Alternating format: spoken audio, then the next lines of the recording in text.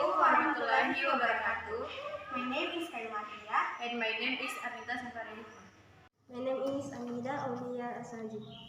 My name is Andi Monidia Apre. My name is Muhammad Isar Ragal. Princess Tanjung Pali.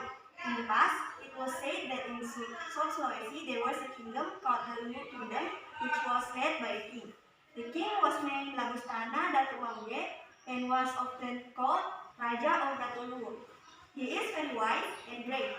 Therefore, the people of the country live in prosperity and never lack food. The state of the country is also safe and peaceful. Putri Tandang Pali.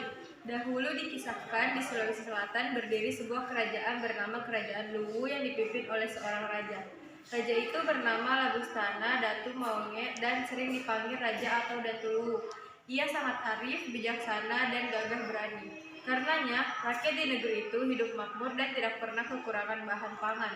Keadaan negeri itu juga aman dan damai.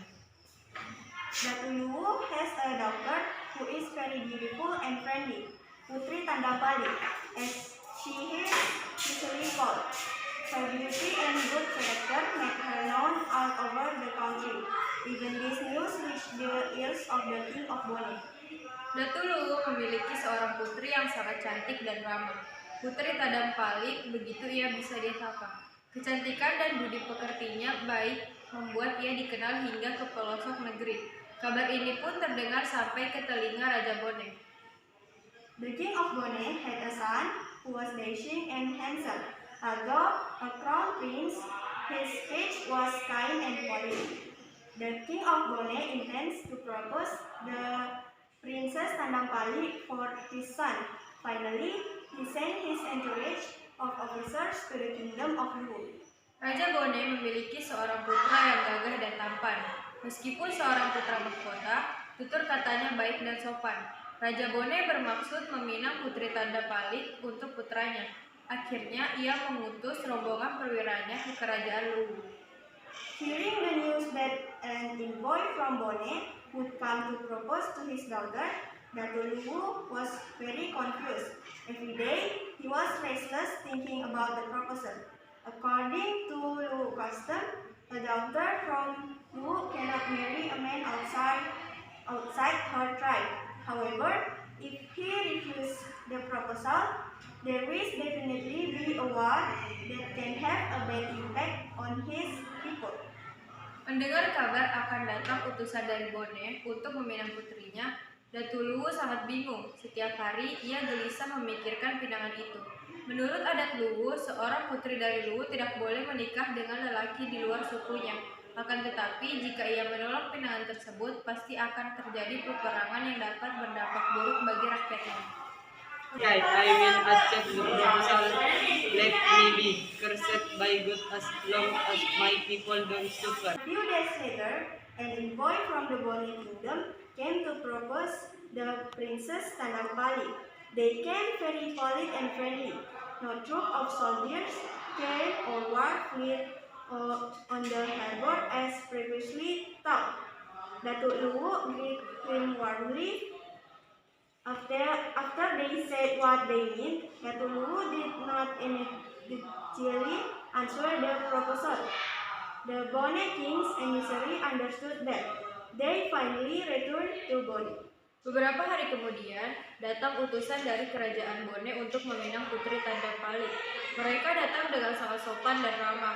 Tidak ada rombongan prajurit yang datang ataupun armada perang di pelabuhan seperti yang diperkirakan sebelumnya. Datu Luwu menyambutnya dengan ramah. Setelah mereka mengutarakan maksudnya, Datu Luwu tidak langsung menjawab pinangan itu. Utusan Raja Bone memahami hal itu. Mereka akhirnya kembali ke Bone. An unexpected event occurred. The next day, Putri Tandang Pali fell ill. His whole body emitted a disgusting vicious liquid that smelled rancid. From palace healers to other famous healers from all over the country were brought in to heal Princess Tandang Pali. The result is nil. Putri Tandang Pali did not recover. Day by day, Putri Tandang Pali's condition was getting worse. If not immediately exiled, the people of Luwu will definitely be infected. Kejadian yang tak terduga pun terjadi. Keesokan harinya, Putri Tandang-Palik jatuh sakit. Sekucur tubuhnya mengeluarkan cairan kental menjijikan yang berbau anyir. Dari tabib istana hingga tabib-tabib terkenal lainnya dari pelosok negeri didatangkan untuk menjemputkan Putri Tandang-Palik. Hasilnya nihil. Putri Tandang-Palik tidak kunjung sembuh. Semakin hari kondisi Putri Tandang-Palik semakin parah. Jika tidak segera diasingkan, rakyat Luwu pasti akan tertular. Can my doctor get well soon? If it does get better, my people will definitely get infected. What should I do? I can't possibly have the fear to kill me. Oh, chill. After a moment of thought, he finally found a way to prevent his people from contracting his daughter's disease. The only way is for Putri Tandang-Palik to be exiled from Luwu country. How hard it was for Datuk Luwu to let go of his daughter. Setelah beberapa saat berpikir, akhirnya ia mendapatkan cara agar rakyatnya tidak tertular penyakit putrinya. Salah satu caranya adalah Putri Tandang-Palik harus diasingkan keluar dari negeri Luwu. Betapa berat hati Datuk Luwu melepas putrinya. My son, it's not that I don't love you, but this is the only way to save our people from your disease. I understand. Let the servant go exile. Though Putri Tandang-Palik into exile accompanied by her loyal followers, before leaving, Datuk Luwu gave an heirloom cherish to his favorite daughter. Pergilah Putri Tandang-Palik ke pengasingan didampingi oleh pengikut setianya. Sebelum pergi, Datuk Luwu memberikan sabilah keris pusaka kepada putri kesayangannya itu. It had been months since Putri Tandang-Palik and his followers had sailed. They arrived at a fertile island and the air was cool. Then they pulled over. There, a follower of Putri Tandang-Palik found Wajo fruit. Finally, the area was named Wajo. There, they make a small hut, a place to live. They also started farming. With a very simple life, they continue to work hard with enthusiasm and joy. Berbulan-bulan sudah Putri Tandang-Palik dan pengikutnya berlayar. Tibalah mereka di sebuah pulau yang subur dan berhawa sejuk. Lalu mereka menepi. Di sana, seorang pengikut Putri Tandang-Palik menemukan buah wajo. Akhirnya daerah tersebut diberi nama Wajo. Di sana mereka membuat gubuk-gubuk kecil sebagai tempat tinggal. Mereka juga mulai bercocok tanam dengan kehidupan yang sangat sederhana. Mereka terus bekerja keras dengan semangat dan gembira. One day, while sitting on the edge of the lake, Putri Tandang-Palik saw a Caucasian buffalo, white buffalo. She thought the buffalo would eat the vegetable scraps or not far from that place, so the buffalo was chased away. However, the more he was chased away, the closer he got, and he finally crashed so that he fainted. When she woke up, she was beyond surprised when Putri Tandang-Palik saw the buffalo licking the entire surface of her body, which had started to rot. Suatu hari, ketika sedang duduk di pinggir danau, Putri Tandang-Palik melihat seekor kerbau bule, kerbau berwarna putih. Ia mengira kerbau itu akan memakan tanaman sayuran yang berada tidak jauh dari tempat itu sehingga diusirlah kerbau itu. Namun, semakin diusir semakin mendekat dan akhirnya menerjang sehingga ia pingsan. Ketika siuman, bukan kepala kagetnya Putri Tandang-Palik melihat kerbau itu menjilati seluruh permukaan tubuhnya yang sudah mulai membusuk. Miracle happened. After being licked repeatedly by the buffalo, the disease of her body gradually healed and dried up so that it did not leave a mark. Therefore, the Caucasian buffalo is then scared and should not be slaughtered. Keajaiban terjadi. Setelah berulang kali dijilati oleh si kerbau, penyakit di tubuhnya berangsur-angsur sembuh dan mengering sehingga tidak meninggalkan bekas. Karenanya, kerbau bule itu kemudian dikeramatkan dan tidak boleh disembelih. One night, Putri Tandang-Palik dreamed that a handsome young man visited her. The young man said that he was Princess Tandang-Palik's man. Putri Tandang-Palik woke up for her sleep. He thought that the dream was a good sign for him. Suatu malam, Putri Tandang-Palik bermimpi didatangi oleh seorang pemuda tampan. Pemuda itu berkata bahwa dirinya adalah jodoh Putri Tandang-Palik. Putri Tanda Palik menjaga dari tidurnya. Ia mengira bahwa mimpi itu adalah tanda baik bagi dirinya. Meanwhile, in the land of Bone, the crown prince of the Bone kingdom is busy hunting. He was accompanied by guards and the commander of the Bone kingdom named Andriguru Pakanranyang. Because so busy hunting, the crown prince separated from his entourage. It was getting late. Finally, he had to spend the night in the forest. The crown prince tried to close his eyes, but the sound of the night animals made it difficult for him to sleep. Sementara itu, di negeri Bone, putra mahkota kerajaan Bone sedang asyik berburu. Ia ditemani oleh para pengawal dan panglima kerajaan Bone yang bernama Andriguru Pakanranyang. Karena terlalu asyik berburu, putra mahkota terpisah dari rombongannya. Hari sudah semakin larut. Akhirnya ia harus bermalam di dalam hutan. Putra mahkota itu sulit mencoba memejamkan matanya, tetapi suara-suara hewan malam membuatnya sulit tidur. In the distance, the crown prince saw a ray of light from a village. As soon as possible, he headed for the light source. Arriving at the village, it was very late. He ventured into a hut that looked empty. However, how surprised he was when he saw a beautiful girl cooking water. That beautiful girl is Princess Tandampali. Di kejauhan, putri mahkota melihat berkas cahaya dari sebuah perkampungan. Sesegera mungkin ia menuju sumber cahaya tersebut. Sesampainya di perkampungan tersebut, hari sudah sangat larut. Ia memberanikan diri memasuki sebuah gubuk yang nampak kosong. Namun betapa terkejutnya ketika ia melihat seorang gadis cantik sedang memasak air. Gadis cantik itu adalah Putri Tandampali. What a beautiful girl this is. Who exactly is she? Feeling that someone was watching, Putri Tandampali looked back. How surprised Putri Tandampali was to see a young man who was the same as in her dream. Finally, they got acquainted. Seeing the gentle and polite speech of the prince made Princess Tandampali amazed and interested. Likewise, Princess Tandampali tenderness makes the crown prince fall in love. Merasa ada yang mengawasi, Putri Tandampali menoleh ke belakang. Betapa terkejutnya Putri Tandampali melihat seorang pemuda yang sama seperti di mimpinya. Akhirnya mereka berkenalan. Melihat tutur kata pangeran yang lembut dan sopan membuat Putri Tandampali terkagum dan tertarik.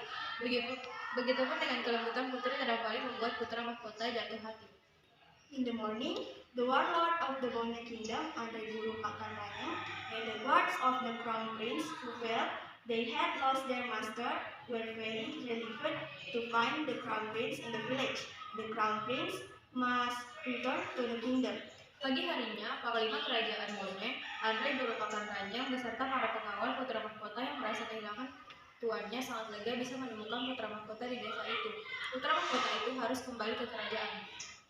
Since parting with Putri Tandampali, his heart is very sad. He really missed Putri Tandampali. He wanted to live in Wajo village and live with Putri Tandampali. Andriguru Pakanranyang, who noticed the crown prince's unusual behavior, then told the incident in Wajo village to the king of Bone. Sejak berpisah dengan Putri Tandampali, hatinya sangat gundah. Dia sangat merindukan Putri Tandampali. Ingin rasanya ia tinggal di desa Wajo dan hidup bersama Putri Tandampali. Andriguru Pakanranyang yang memperhatikan gelagat putra mahkota tidak seperti biasanya kemudian menceritakan kejadian di desa Wajo kepada Raja Bone. I see. It seems that the crown prince is in love with your majesty. According to my suggestion, the crown prince should just marry Putri Tandampali. The king of Bone agreed to his warlord proposal.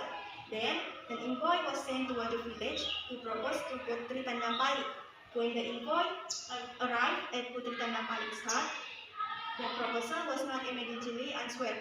He only handed over the handloom of the Luwu kingdom given by his father to the envoy. Princess Tandampali ordered that the keris be brought to the kingdom of Luwu. If the keris is well received by Datuk Luwu, then he will accept the crown prince proposal. Raja Bone menyetujui asal panglima perangnya. Lalu dikirimkan utusan ke desa Wajo untuk meminang Putri Tandampali. Setibanya utusan tersebut ke gubuk Putri Tandampali, pinangan itu tidak segera dijawab. Ia hanya menyerahkan keris pusaka kerajaan Luwu pemberian ayahandanya kepada utusan tersebut. Putri Tandampali berpesan agar keris itu dibawa ke kerajaan Luwu. Jika keris itu diterima dengan baik oleh Datuk Luwu, maka ia akan menerima pinangan putra mahkota. Knowing this, the crown prince immediately headed for the Luwu kingdom. He went alone without being escorted by a single soldier. Enthusiastically, he traveled quite a distance for several days. Arriving in the kingdom of Luwu, he told of his meeting with Princess Tandapali. After that, the crown prince handed over the heirloom keris that was entrusted by Princess Tandapali to Datu Luwu. Mengetahui hal tersebut, putra mahkota segera menuju kerajaan Luwu. Ia pergi sendiri tanpa dikawal oleh seorang prajurit pun. Dengan semangat, ia menempuh perjalanan yang cukup jauh selama beberapa hari. Setibanya di kerajaan Luwu, ia menceritakan pertemuannya dengan Putri Tadampalik. Setelah itu, putra mahkota menyerahkan keris pusaka yang dititipkan oleh Putri Tadampalik kepada Datu Luwu. Datu Luwu and the Empress was very happy to hear the news. Datu Luwu happily accepted the keris. Finally, Datu Luwu and the Empress along with palace guards went to Wajo village. How happy they were when they met their beloved daughter who had been separated for a long time. Datu Luwu dan Permaisuri sangat bahagia mendengar kabar tersebut. Dengan senang, hati Datu Luwu menerima keris itu. Akhirnya pergilah Datu Luwu dan Permaisuri bersama pengawal istana ke desa Wajo. Betapa bahagianya mereka ketika bertemu dengan putri tercintanya yang sudah berpisah dalam waktu yang cukup lama. I'm sorry, son. I have exiled you for quite a long time. There is nothing to forgive, Father. I'm actually happy because I can save the people of Luwu from infectious disease. The next day, Princess Tandampalik's wedding party with the crown prince of Bone Kingdom was held in Wajo village. They looked very compatible. Several years later, the crown prince ascended the throne. He became the wise king of Bone to replace her father. Keesokan harinya digelar pesta pernikahan Putri Tadampalik dengan putra mahkota. Kerajaan Bone di desa Wajo mereka terlihat sangat serasi. Beberapa tahun kemudian, putra mahkota naik takhta. Ia pun menjadi Raja Bone yang arif dan bijaksana menggantikan ayahandanya. Moral message: do good to others so that they are loved by others. If we do good, the results will also be good. Pesan moral, berbuat baiklah kepada sesama agar dicintai selamanya. Jika kita berbuat baik, hasil yang didapatkan juga akan baik. Sekian dari kami. Assalamualaikum warahmatullahi wabarakatuh.